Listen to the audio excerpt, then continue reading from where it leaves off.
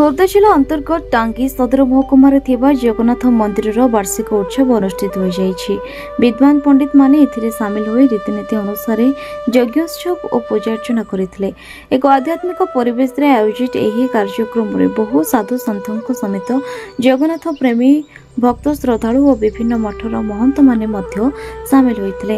ଟାଙ୍ଗୀ ଜଗନ୍ନାଥ ମନ୍ଦିରର ପ୍ରତିଷ୍ଠାତା ତଥା ଆଦ୍ୟ ସେବକ ପୂର୍ବତନ ବରିଷ୍ଠ ପ୍ରଶାସକ ଓ ଜ୍ୟୋତିଷଶାସ୍ତ୍ର ବିଶାରଦ ଭାରତ ଭୂଷଣ ଜଗଦେବ ଏଥିରେ ମୁଖ୍ୟ ପୁରୋଧା ହୋଇଥିବା ବେଳେ ମାନ୍ୟଗଣ୍ୟ ବ୍ୟକ୍ତି ବିଶେଷଙ୍କ ମଧ୍ୟରେ ଆର୍ଯ୍ୟ କୁମାର ଜ୍ଞାନେନ୍ଦ୍ର, ମାନ୍ୟବର ଉଚ୍ଚ ନ୍ୟାୟାଳୟର ପୂର୍ବତନ ବିଚାରପତି, ନିଗମ କଳ୍ପତରୁ ଆଶ୍ରମର ପ୍ରତିଷ୍ଠାତା ଓ ମୁଖ୍ୟ ପରମହଂସ ସ୍ୱାମୀ ବ୍ରହ୍ମାନନ୍ଦ ସରସ୍ୱତୀ ମହାରାଜ ପ୍ରମୁଖ ଏହି ଉତ୍ସବରେ ଯୋଗ ଦେଇଥିଲେ। ଟାଙ୍ଗୀ ସଦର ମହକୁମାର ବହୁ ଭକ୍ତ ଶ୍ରଦ୍ଧାଳୁଙ୍କ ସମାଗମ ହୋଇଥିଲା। ଅନ୍ୟପଟରେ ପୁରୀ ଜଗନ୍ନାଥଙ୍କ ରୀତିନୀତି ଅନୁଯାୟୀ ଟାଙ୍ଗୀ ଜଗନ୍ନାଥ ମନ୍ଦିରରେ ସମସ୍ତ ରୀତିନୀତି ପୂଜାର୍ଚ୍ଚନା କରାଯାଇଛି ଏବଂ ଚଳିତ ବର୍ଷ ଧୁମଧାମରେ ରଥଯାତ୍ରା ପାଳନ କରାଯିବ ବୋଲି ଜଗନ୍ନାଥଙ୍କ ଆଦ୍ୟ ସେବକ ଭାରତ ଭୂଷଣ ଜଗଦେବ କହିଛନ୍ତି। କାର୍ଯ୍ୟକ୍ରମରେ ସାମିଲ ହୋଇଥିବା ସାଧୁସନ୍ଥମାନେ ତାଙ୍କର ପ୍ରବଚନ ପ୍ରଦାନ କରିଥିଲେ।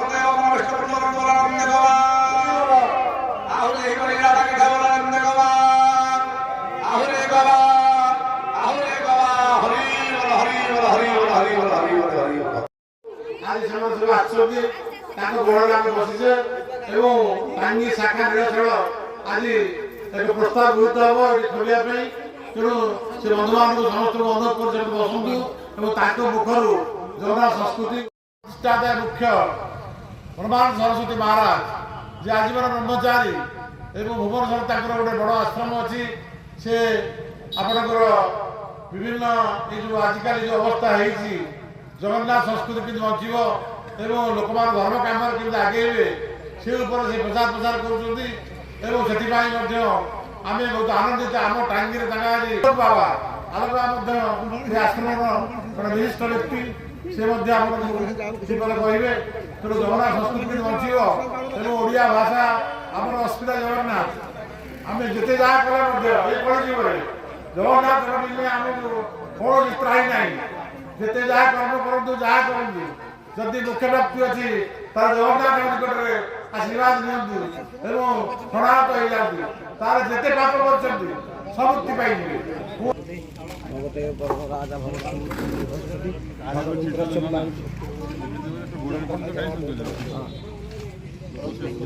ଖୋର୍ଦ୍ଧାରୁ ପ୍ରିୟଙ୍କା ମହାପାତ୍ରଙ୍କ ରିପୋର୍ଟ ନ୍ୟୁଜ୍ ଉପାନ୍ତ ଖବର।